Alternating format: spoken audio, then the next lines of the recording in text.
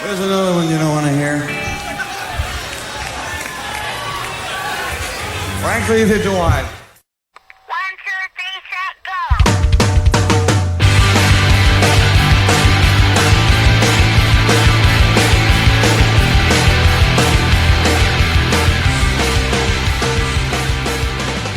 Hello and welcome to the Power Chord Hour, Episode 9. I'm your host, Anthony Merchant, and thank you so much for checking out this week's episode of the podcast.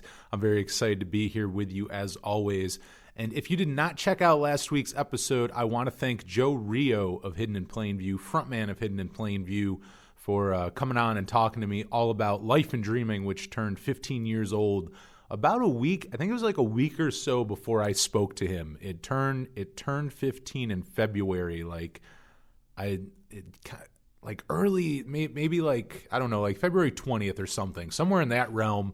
And then I talked to him about a week later, and I mean, it was just an absolute blast. I think if you go listen to it, I think you can hear, and this is the biggest compliment I've gotten on the interview so far. People seem to really like it. I mean, it was our most downloaded episode yet, and I mean, really fast too. I gotta say that was pretty cool, because I thought that the interview went well when I did it. So then for it to be released and to see how well it's went, has made me really happy.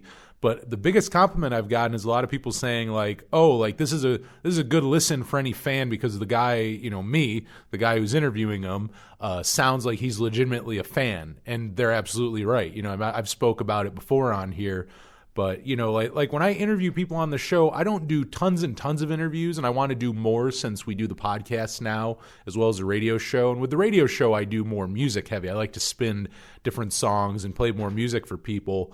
But, having the podcast, I do want more guests on. But the thing with me is there's a quality control, because I don't, I want to help expose bands and music and stuff, but I stand behind the people who I have on, including when I reach out to them, So when I had Joe on, it's not like it was, a publicist, it wasn't like someone from Drive Thru Records sent me an email and said, "Hey, can you have Joe on so we can promote, Life and Dreaming for the 15th anniversary and try to promote the vinyl reissue or something like that."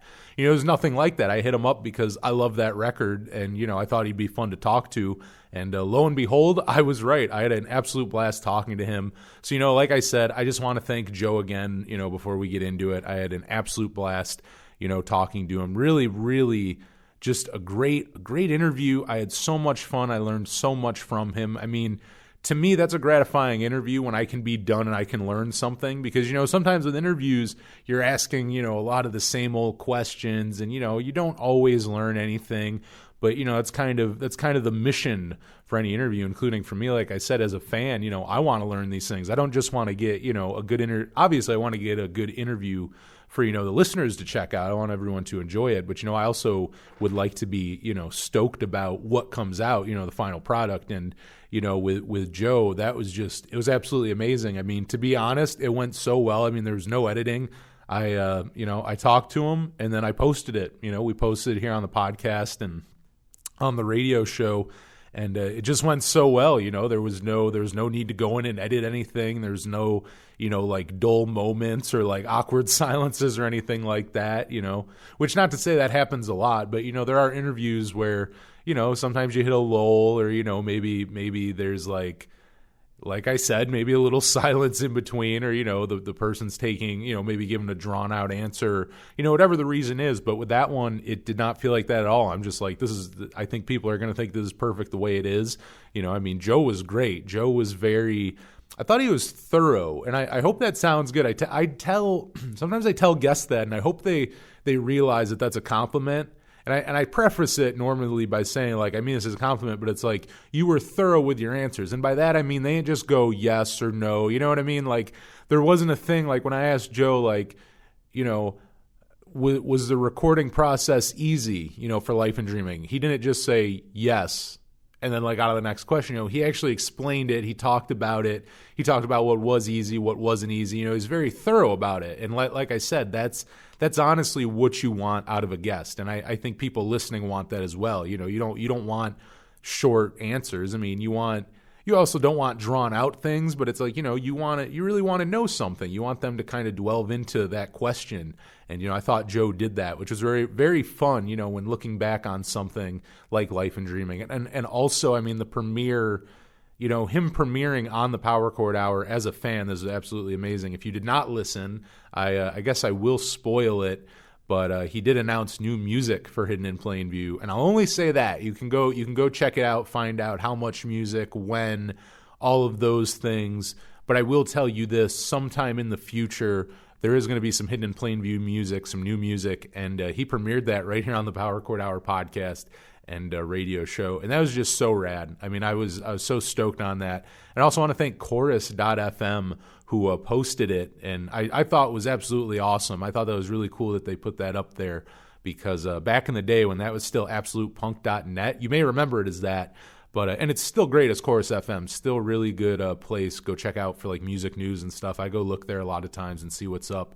But back in the day when it was absolutepunk.net, like in college, I remember, I mean, just hours, whether I was at my college job or, just hanging out in the school library. Like, I'd just be on absolutepunk.net all day, reading music news, going on the forums and stuff, including the classifieds. I bought so many records and CDs off that thing, for years. I mean, I guess my peak years were probably like 2011 to like 2014, maybe like there. I'd say like that stretch there.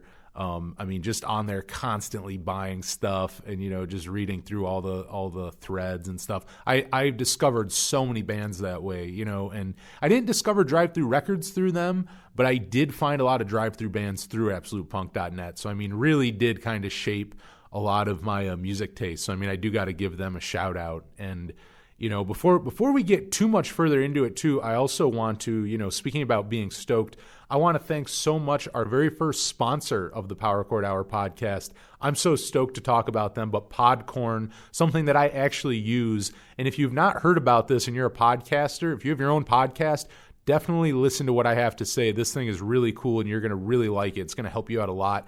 Podcorn is, it's a marketplace that's connecting podcasters to some really great sponsorship opportunities. You can go on there and, it's not just connecting with just whatever's on there. It's not something where they just go, hey, go throw this ad on there that has nothing to do with, your podcast. It's not like that. You can go through there and you can go see all the people who, are looking to collaborate with you and your podcast, and different ideas too. You can go on there. I mean, you can get paid for host read ads, topical discussions, interview segments, and a whole lot more. So, I mean, you can go on there and collaborate with these brands. And it's really neat because, like I said, it's not just going on there and going, oh, here, I don't know, here's a soup company, let me advertise soup on like my sports podcast or something. You know what I mean? Like something that you go, this is irrelevant to my podcast, but I'm just looking for sponsors. You don't have to worry about that. You can go on there and there's quality control. You can find the ones that best fit you.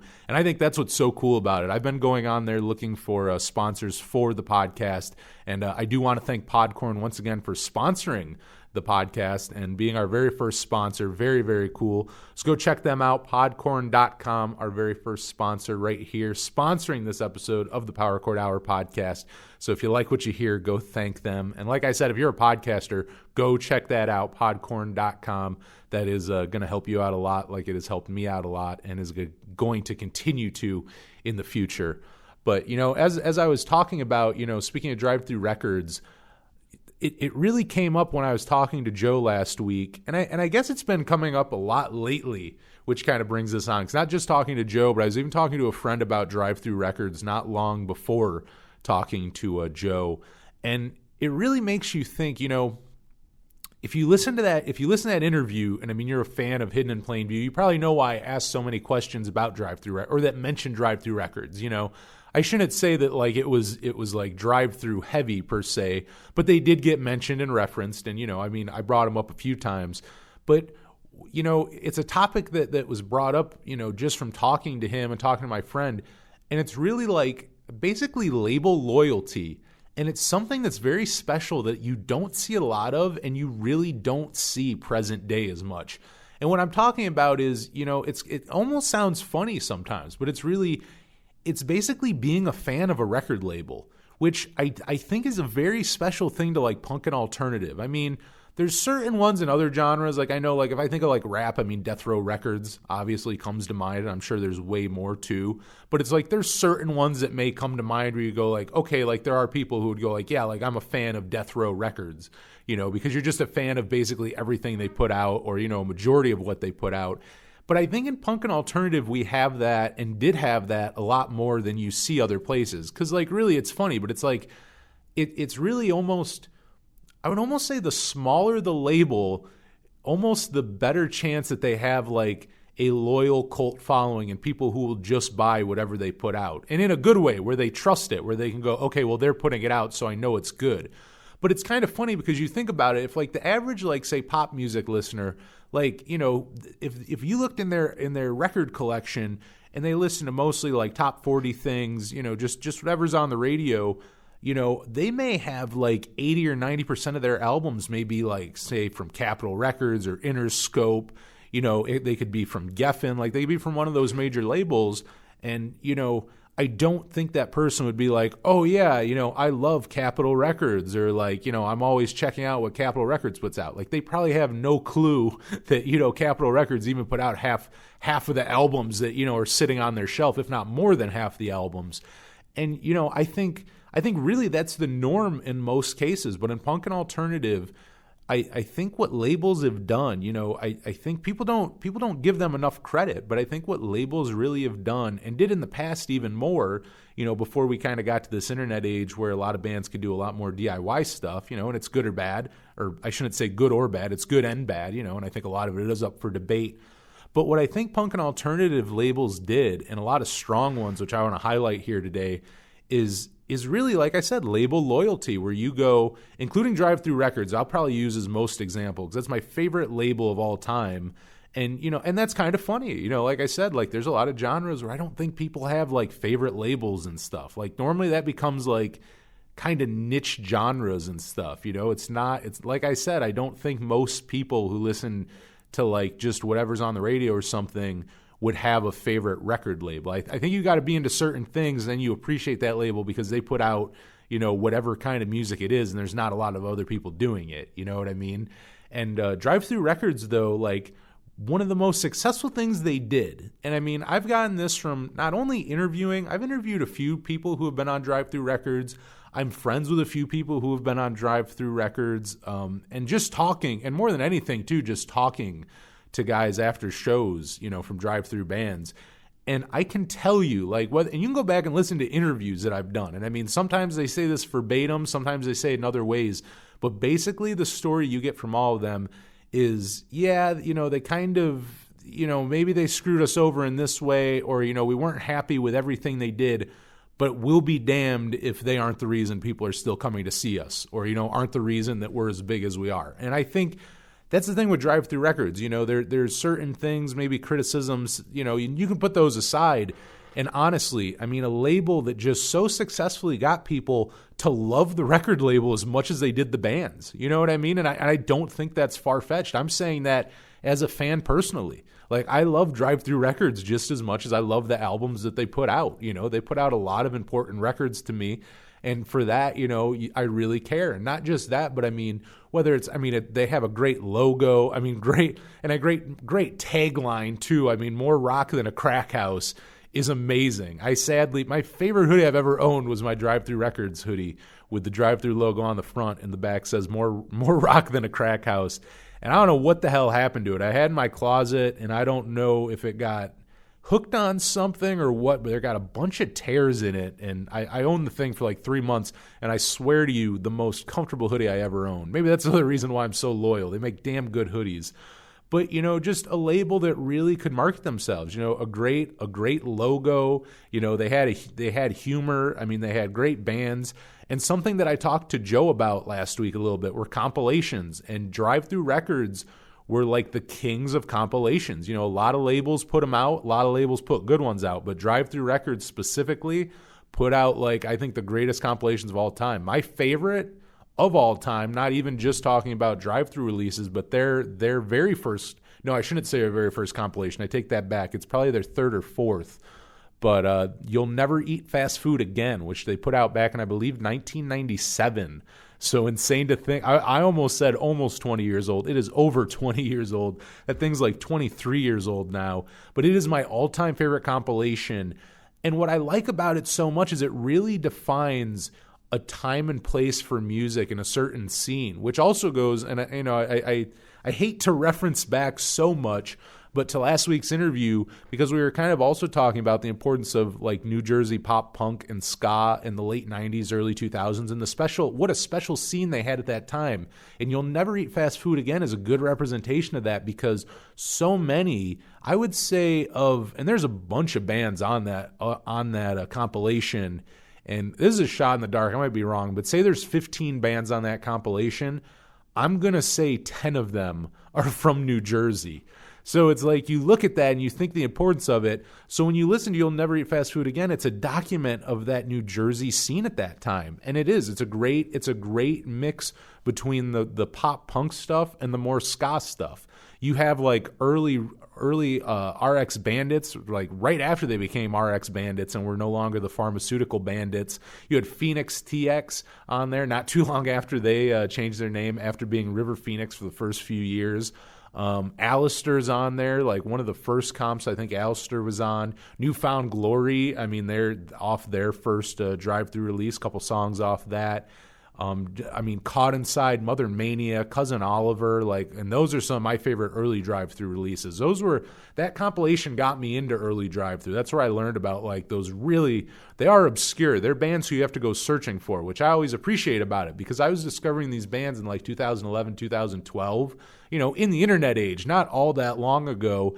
And it's like you had to work to find those. Like I literally, I have a huge collection of Mother Mania's music, like a bunch of unreleased stuff and B-sides and rarities.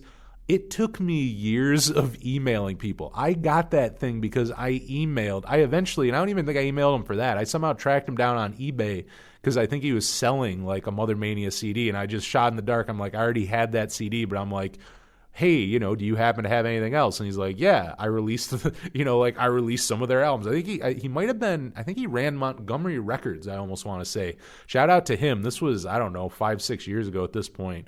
But a rad guy I talked to a little via email, but he sent me all this. And it's just so funny because it's like, in this age of Spotify and YouTube and iTunes, and just going to the record store and being able to find stuff and then being able to get you just about anything with special ordering, there's albums out there by like Mother Mania music that I had to find someone who had it. Like I had to go track it down.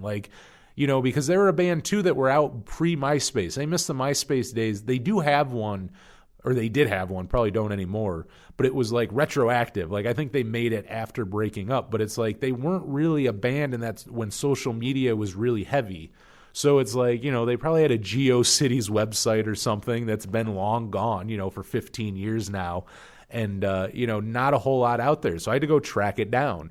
But anyway, I learned about them and so many others from You'll Never Eat Fast Food Again. And also fell in love with Drive Thru Records with that. You read it like inside the liner notes, just horrifying stories of like teenage punks just doing terrible things to food in their shitty fast food jobs and stuff, just things like that. Just hilarious. And like I said, they knew how to market themselves in a great way, not in a disingenuous way. I think that was truthfully them, but it's like they were a punk and ska label that knew what was good. And I think they also signed what they liked. Like I think Richard and Stephanie are like the two greatest A&R people in like the history of the world, because as much as I love Drive Thru Records, their roster, I do believe them when they say they basically, it's kind of a boutique label where they picked the bands that they liked. They didn't release music that they didn't like. They were only releasing stuff that they enjoyed, and I truly believe that when you look at their roster and what they put out and how much they put out. Because I don't think they ever went too crazy either, where like they were just putting out anything. You know what I mean?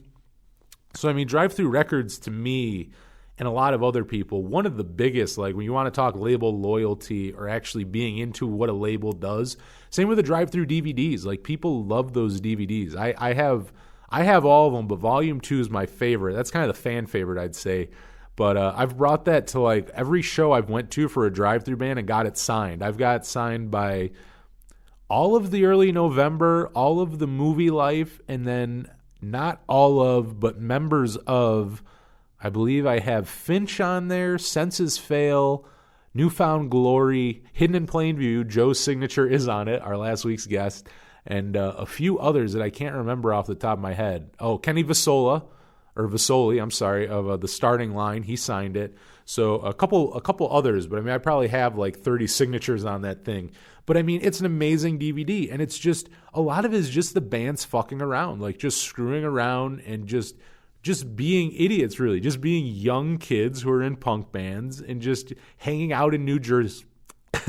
Hanging out in New Jersey diners and just being young, really being young in a band. And it's really funny. You know what I mean? Like, you watch these and they're rewatchable. You know, I guess it really is too. It's like, I get why the DVD, it's the same with the compilation. The internet took a lot of these things away, and I understand it. You know, like the DVDs basically became YouTube. You know what I mean? Like those funny clips, like there's a great clip of like Hidden in Plain View in the early November in a New Jersey diner, and it's just them screwing around with a video camera, and then they go out in the parking lot and are like, they start doing an impromptu rap and just a bunch of ridiculous things, and it's hilarious. And you think about it though, and it's like a 10-minute clip, and you go, that's YouTube now. You know, that would just go on YouTube. That would be a clip on Drive Thru Records YouTube page. You know, if they were doing the same thing present day, those would just be uploaded like that, you know, which is cool. But it's like, you kind of, I don't know, to me, I miss the personal touch of like, you know, it's on a DVD. Like, you go get the DVD and go check out what's on it, you know, discover new bands that way as well. You know, I mean, not just the compilations, you discover new bands from watching those DVDs too. But like, Drive Thru Records is my personal favorite, and I would say they're one of the biggest as far as like people loving that label. You know, and I think people get what I'm saying with like label loyalty. I'm sure you out there, if you're listening to this, I'm sure there's ones, whether it's, you know, I mean, maybe it's Saddle Creek, maybe it's Polyvinyl, you know, maybe it's Epitaph. You know, whatever it is, you may have a favorite label. I'd love to hear it. Hit me up at powerchordhour@gmail.com. And, you know, I mean, this is something we could keep discussing next week too.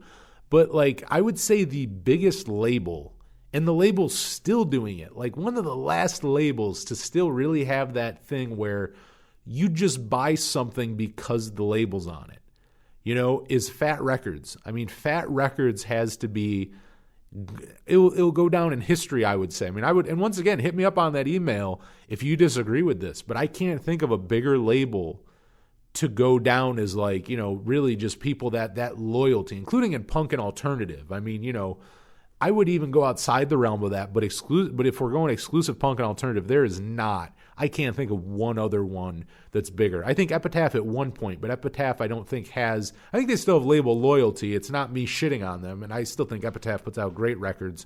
And I'll get to Epitaph, so I won't go too far into this. But what I'm saying is basically, I think Epitaph still has label loyalty, but not as much as they maybe once did, where I think Fat Records still has the label loyalty that they've always possessed. I think people still to this day, if it's on Fat Records, it's gonna move some copies. You know what I mean? It may not even go gold, but if your album's gonna come out on Fat Records, people are gonna go pick it up. I mean, it is just true. I mean, I can tell. I've always believed this. But I want to tell you, I mean, since doing the Power Chord Hour, there's a lot of times I'll get like, you know, I'll get access to some music early and whatnot, and you know, I'm so thankful for it. I think it's the coolest thing about it. You know, I hope this doesn't sound like it's gloating, but just like, that's, to me, it's one of the coolest things. And a lot of times I'll get like, you know, like downloads and stuff from like some Fat releases coming out. But what I'm getting to is, you know, I think now more than ever, I have my eye on everything that Fat Wreck releases, because I'm always getting press releases and things like that, you know, so I know what they put out.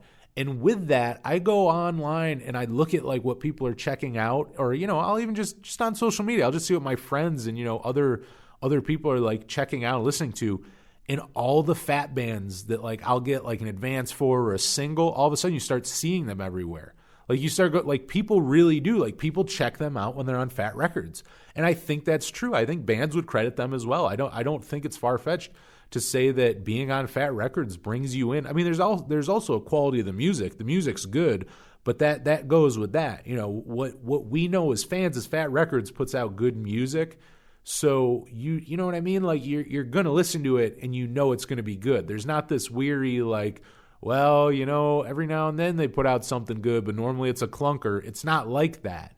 So you can go, this band, like the Last Gang, they put out their stuff a couple of years ago now. It's funny, it's been a few years at this point, like 2018. But I think that's a good example of a band who I'd never heard of before signing to Fat, and then checking them out, falling in love with them, which right away I'm like, they're on Fat Records, they're going to be good. And they blew me away. And you see people talking about them, like really, like being in a band that was around for quite a while before that. But after signing to Fat Records, I mean, people really know them now in the punk rock scene. And I think that's awesome. And, on top of that, it's the same with the tours and bands touring, and going back to Drive Thru. They did the Drive Thru Invasion tour, and I mean, that's just one. I mean, there's so many goddamn tours the Drive Thru Records did with, a bunch of the bands. And same with Fat Records. I mean, I went and saw the Fat Records 25-year anniversary tour back in 2015. So, yeah, if I'm not mistaken, then Fat Records has been going strong now 30 years.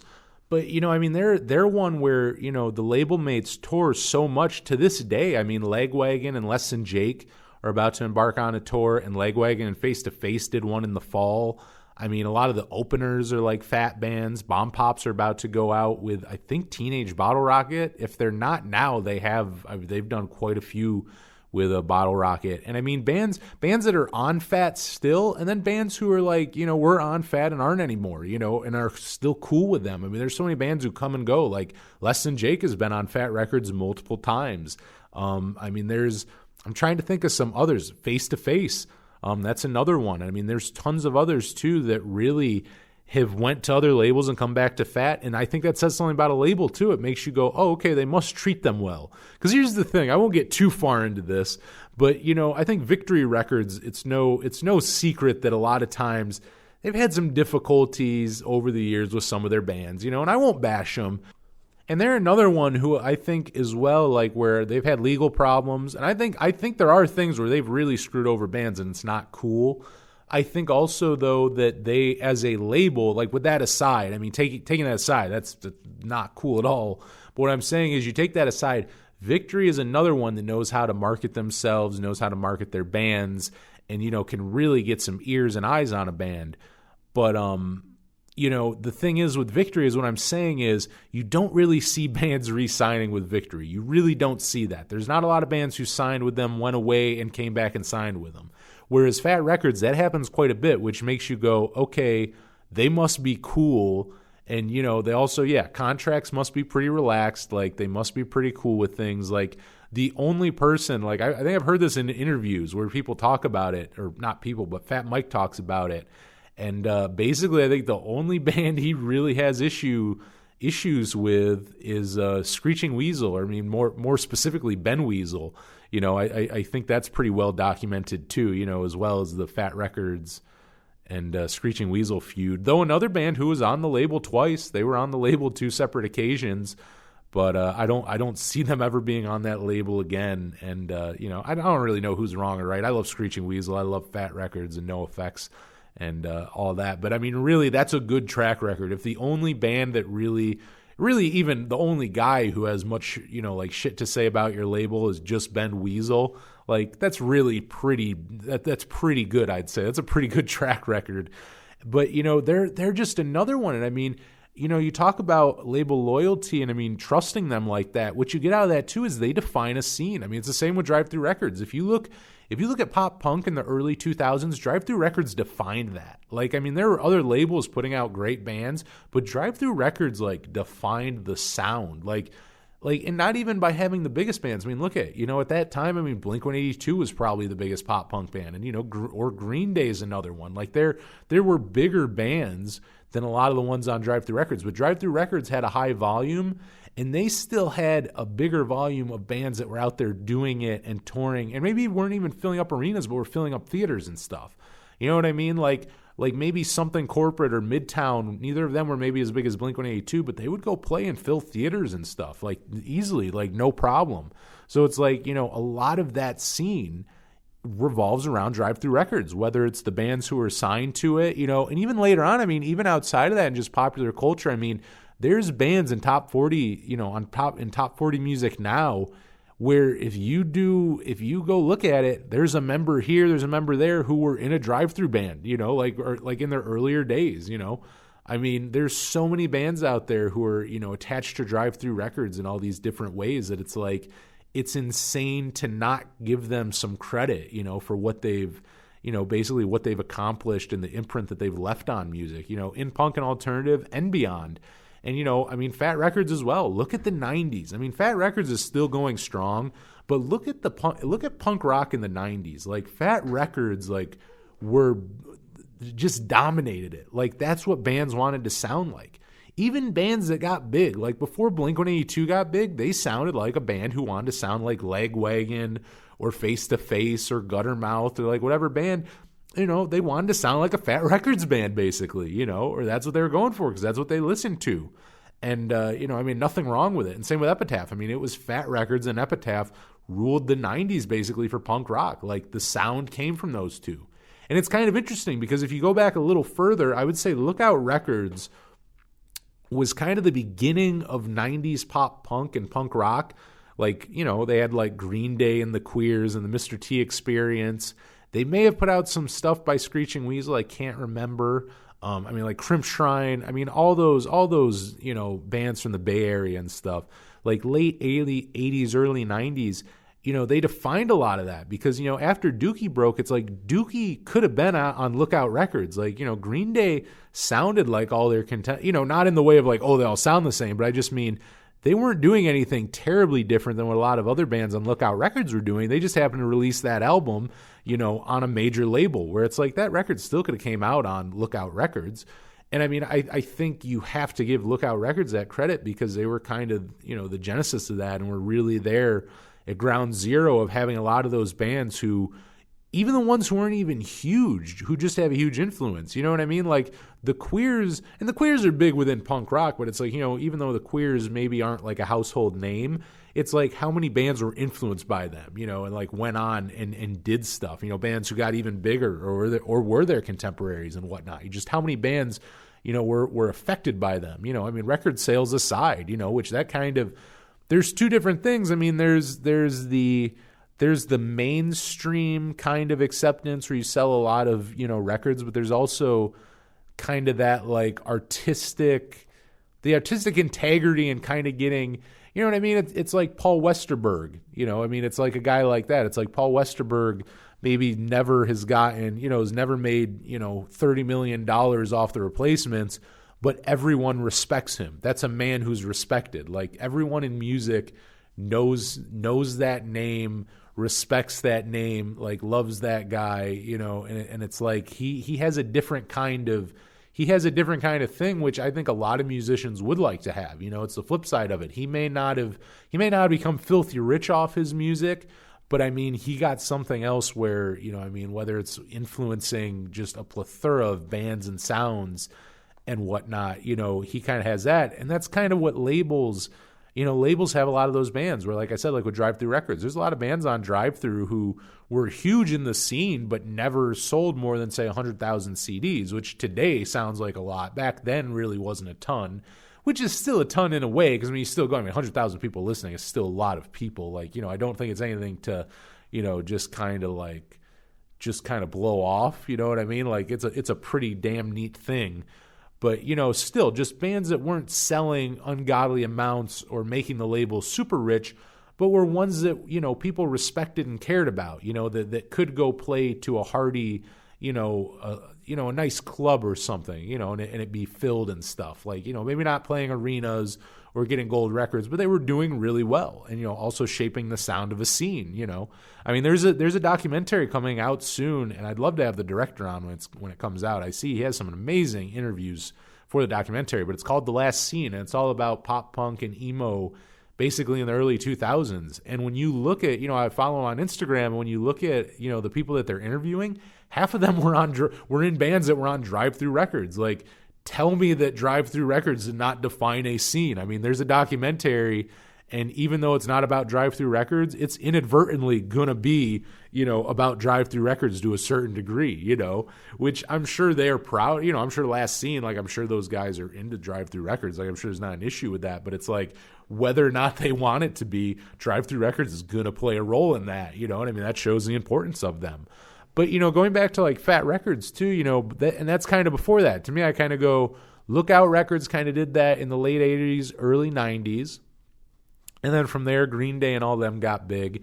And then Fat Records and Epitaph in, say, the mid-90s to basically the rest of the 90s, from like 93, 94 and on, like dominated the sound of what punk rock and pop punk was in that era. I mean, for one, I still think to this day The Offspring Smash might be the best-selling independent record, like on an independent label of all time.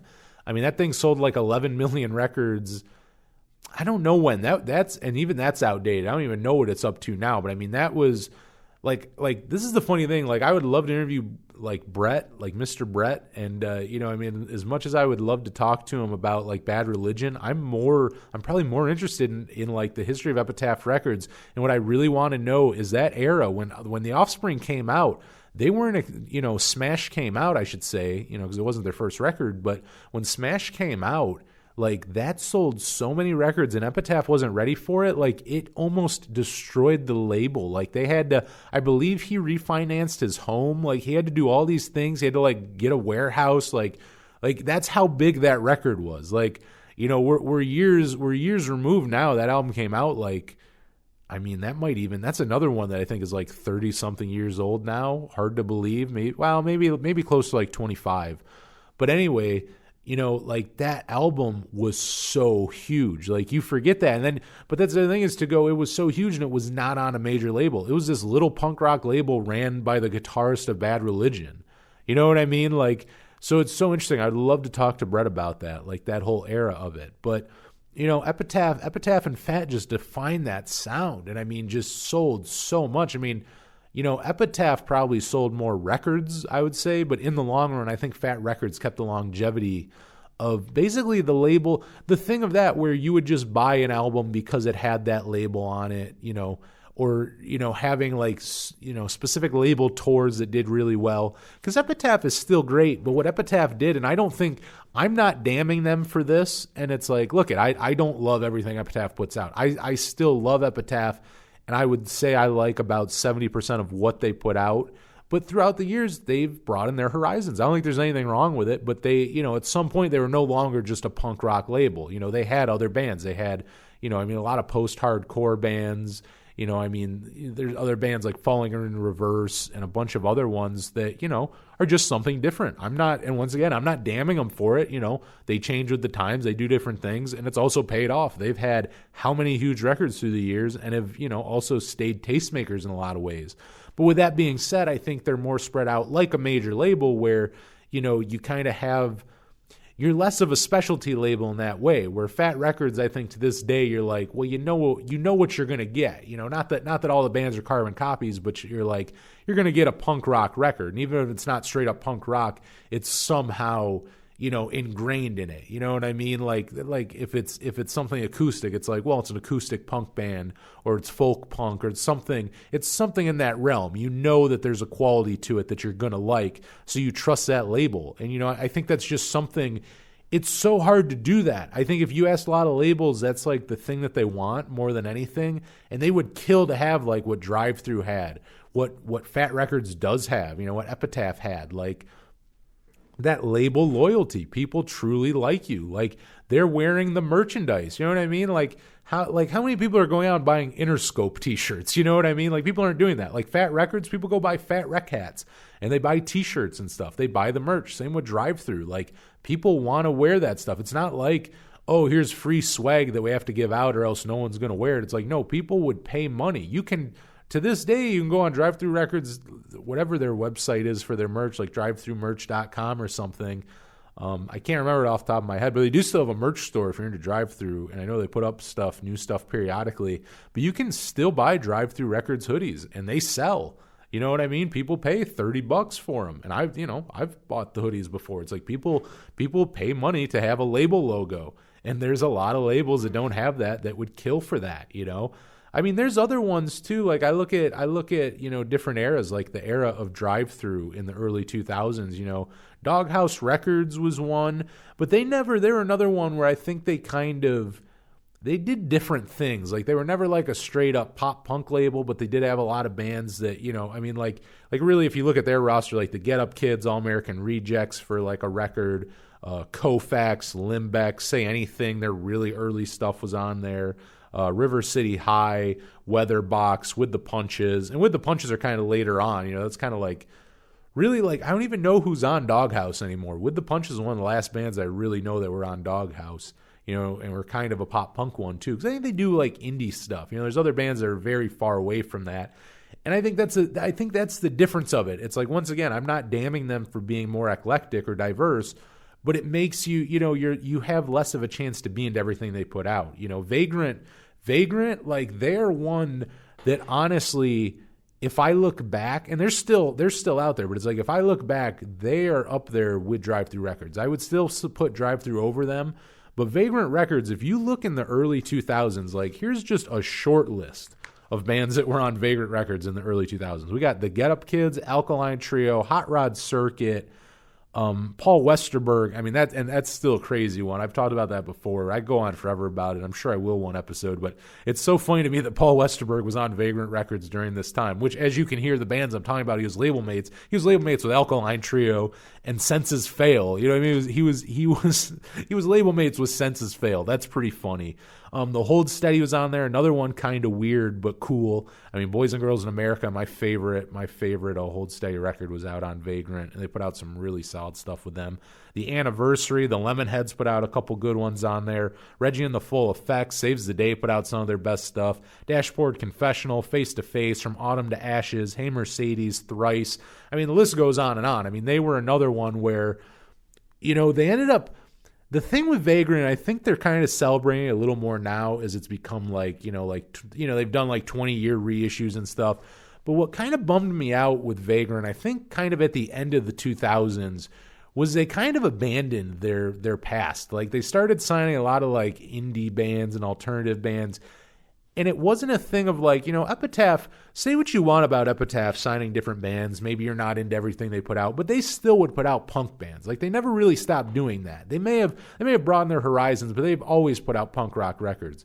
Vagrant, on the other hand, I feel like at some point they kind of abandoned it and went with, with what they could sell and what they, like what was popular. Not so much in the top 40 sense, but kind of more in like the indie scene, but like what would sell more records, which I get the business part, but they really kind of abandoned that. They didn't, I think Senses Fail the Fire might have came out on Vagrant, and that's basically all she wrote as far as that kind of music being on Vagrant goes. But even that, it had been a few years before they put out a lot that you'd go like, oh, okay, like, I will check out anything they put out. But what I will say is anything Vagrant put out from their beginning, which was like I think 96 or 97, from I would say about 2007. I'd go 97 to 2007. If it was on Vagrant Records, I'll buy it.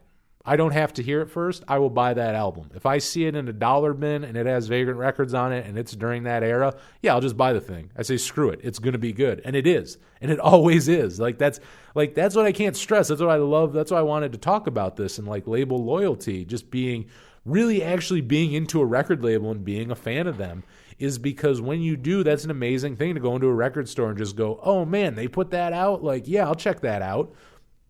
And it's sad that Vagrant Records turned their back on it. I mean, they put out some really good compilations. I mean, some ones that really go up there as some of the best. I mean, because they were good too, because they put a lot of unreleased stuff and demos and live things. So they put out a lot of comps where you'd get things you wouldn't find anywhere else on those compilations, which was absolutely, as a fan, is amazing. And, was just so good about that. And I don't want to shit talk Vagrant. I don't want to sit here and turn this into shitting on Vagrant. But it's like, it does bum me out. And like I said, I think they've kind of turned around a little more. But it's like, I want to say there was a time where I looked up the Vagrant Records website, kind of like, I don't know, 2011, 2012. And there was no trace of any of like the emo or pop punk bands that basically made that label what it was and made them money to begin with. Like there was no trace of them. Like there was like you could still find Paul Westerberg in the Hold Steady, because that's still, you still get like the indie cred with that. But like there was no sign of like fucking From Autumn to Ashes or like Senses Fail or Hot Rod Circuit or the Get Up Kids or Alkaline Trio. And it's like, you just kind of shake your head and go like, man, that's the reason anyone knows what Vagrant Records is, you know? And like I said, I think they've gotten better at it again, but it's like there was an era there where I really do feel like Vagrant kind of turned their back on what made them big and, you know, was sad. You know, not to say they're really even full-fledged now. Like I wouldn't, you know, I don't really know who's on that label. I can tell you I don't really play them on the show, so they're not releasing like, you know, punk or alternative like they once were. I know they're not in that realm. But, you know, it's just a bummer that they're not like they once were. Because like I said, you look at that roster and you just go, God damn. I mean, that was amazing. And going back even further, I mean, SST, really, if you want to talk about one of the first ones to have, and this is one I never realized until a couple years ago. I mean, you know, I really wasn't even alive for like SST's like real big years, like their salad days. I really wasn't, you know, I wasn't born yet. But like in the 80s, if you go back, all the punk and hardcore records that came out in like the early 80s, they were on SST. And then so many got reissued on SST. I mean, Black Flag obviously is the obvious one. I mean, you know, SST, because Greg Ginn of Black Flag obviously owns SST. But Black Flag, Descendants, Husker Du, Minutemen, Dinosaur Jr., The Meat Puppets, Bad Brains, Sonic Youth. I mean, like, really, like, it's insane the bands they had on that roster. You know, but that's another one where you kind of go, you know, I didn't realize that before, but now it's like I go to a record store, it's like, oh yeah, if it has SST on it. Another one kind of an era though, because later era SST was not the same. You know, they're active in the sense that they keep things in like in press. So you can go buy things off their web store and stuff, but they're not really, I think, releasing new stuff. I mean, like they released the last Black Flag record a few years ago.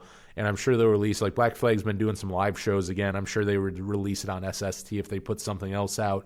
But they're not really signing other bands or doing new things. They still kind of exist, though, like I said, you know, selling the old stuff.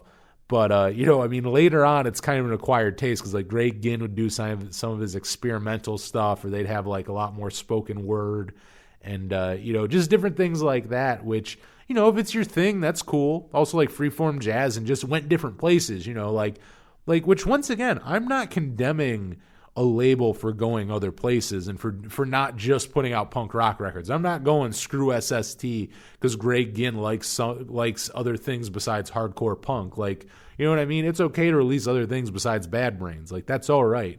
But, you know, I just think it's more, you know, it's kind of like more proceed with caution later on. But it's like, you know, if SST put out in the 80s, it's like, oh no, like this is probably good. You know, and they're another one. I mean, a lot of labels, a lot of bands had issues with labels. SST is one of them, famously, you know, another one who's had issues with bands. But once again, you can't deny that, I mean, when you look at it, if SST didn't exist, I mean, you wouldn't have, you know, Black Flag's Damage, Descendants, Milo Goes to College.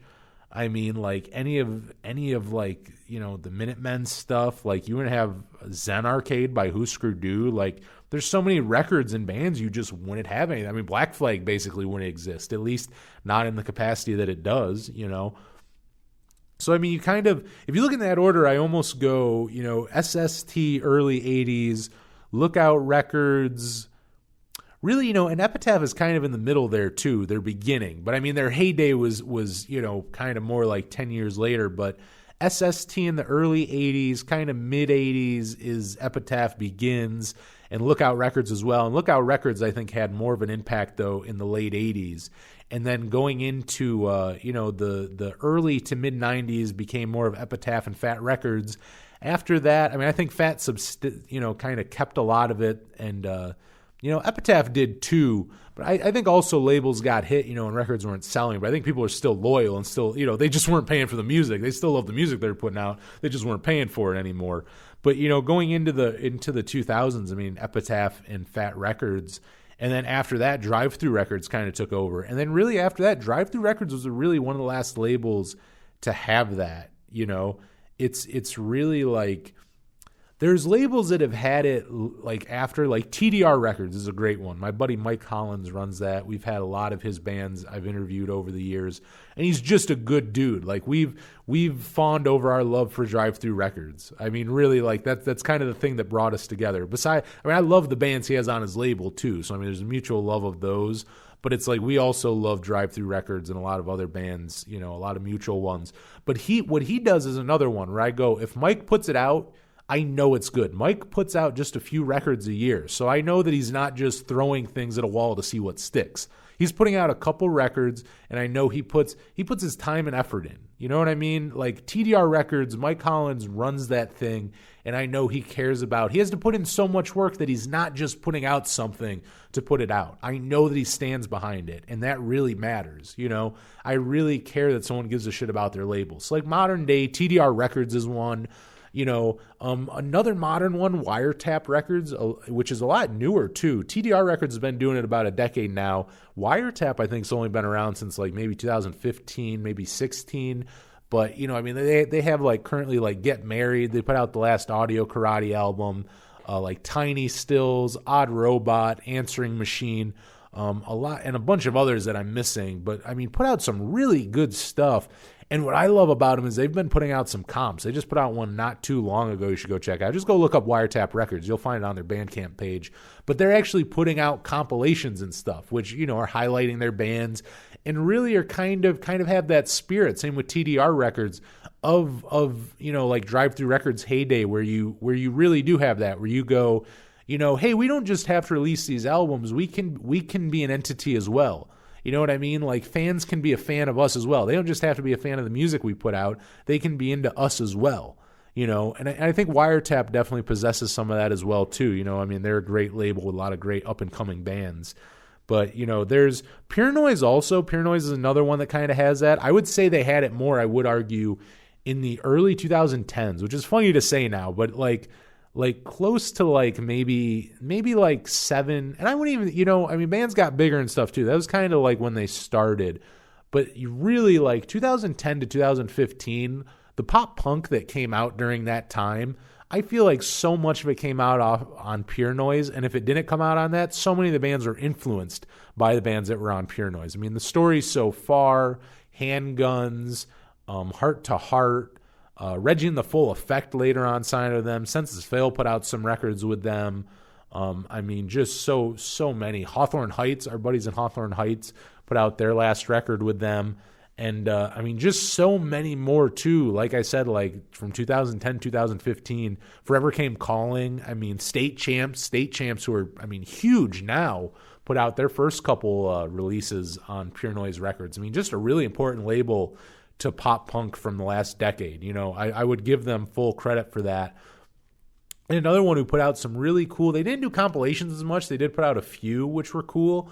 But I thought what they did, which was neat too, was they would do Pure Noise tours. And they did a few of them that I went and saw.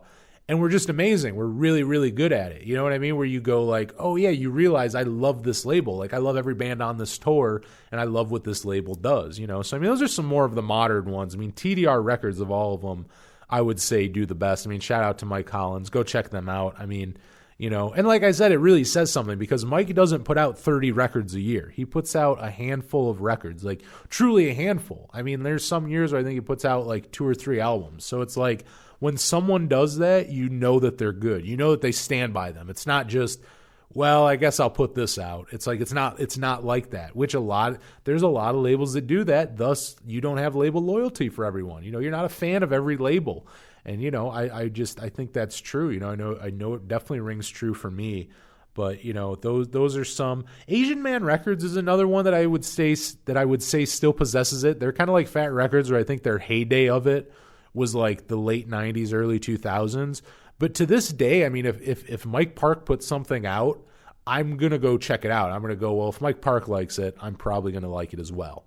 You know, like that's someone who I can trust. I can trust if he's releasing it that it's probably good. You know, and I think that's important. I think people don't think about that a lot, but that's very important. You want labels that are putting out quality things because a lot of times they do control a scene and the sound of a scene. You may not think about it, but look at Drive Thru Records. They help define, whether you liked, you know, basically what punk and pop punk sounded like in the early 2000s, you can either thank Drive Thru Records or you can damn them for it. But either way, they had an impact on it, whether you liked it or not. You know, and same with Fat Records, same with Epitaph. You know, these labels had eras where they basically were the reason that, you know, certain eras sounded a certain way. And I think that's amazing. You know, it's absolutely amazing. And thank God they were putting out good stuff. and thank God they weren't putting out shitty records when they were, such influencers. And, not taking anything away from them now, they still are, those are still huge labels. But, I just thought that would be a fun topic for this week. I've enjoyed talking about it. And hit me up, powerchordhour@gmail.com. I want to talk about it more. And maybe, like I said, maybe we'll bring it up again next week. Some of your favorite labels. What labels are you loyal to that you go, if they release it, I know I'm going to like it. I know I'm going to go check it out. What labels are special and near and dear to your heart? Hit me up and let me know. And while you're at it, hit me up. And I have some free Power Chord Hour pins. I'd love to send you some absolutely free. So just hit me up there. Check us out online. Give us a follow. We're at Power Chord Hour on YouTube, Instagram, Twitter, Spotify, SoundCloud, Facebook. We're on all those socials. Go give us a follow on all of those. And stay connected with the show. Check out the Power Chord Hour radio show every Friday night at 10 Eastern on 107.9 WRFA in Jamestown, New York. But don't fret it. You can listen to that from anywhere. You got to listen at 10 Eastern. But you can stream the station at WRFALP.com and also the WRFA mobile app. Just go to the App Store, Apple or iTunes only. We don't have an Android yet. But just search WRFA in the App Store and you will find it. You can listen to us on there. But hit us up where all those places. Also go check out last week's interview with Joe Rio of Hidden in Plain View. I absolutely loved it. And people, like I said, it's our most downloaded episode already. And I mean, it has been out the shortest amount of time too. So that tells you something. But thank Joe again for coming on and talking to us. And that is going to be this week's episode for the Power Chord Hour. And I also want to thank Podcorn, our sponsor for this week's episode. So thank them. And go check them out if you're a podcaster. And for the Power Chord Hour, I'm Anthony Merchant. And until next week, thanks for listening.